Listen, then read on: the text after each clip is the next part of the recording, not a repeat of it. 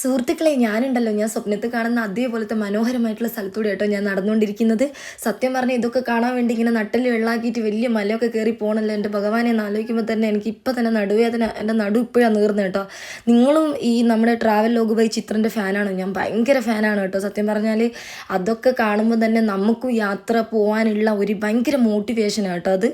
അത് കാണുമ്പോൾ തന്നെ നമ്മൾ വിചാരിക്കില്ലേ നമുക്കും എവിടെയൊക്കെ അങ്ങനെയൊക്കെ പോകണമെന്ന്. സത്യം പറഞ്ഞാൽ അതുപോലെ തന്നെ ഒരു നമുക്ക് പോകാൻ പറ്റുന്ന തൊട്ടടുത്തുള്ള ഒരു സ്ഥലത്താണ് ഞാൻ പോയിരിക്കുന്നത് കേട്ടോ. നാട്ടിൽ തന്നെയുള്ളത് അത്രയും മനോഹരമാണ്.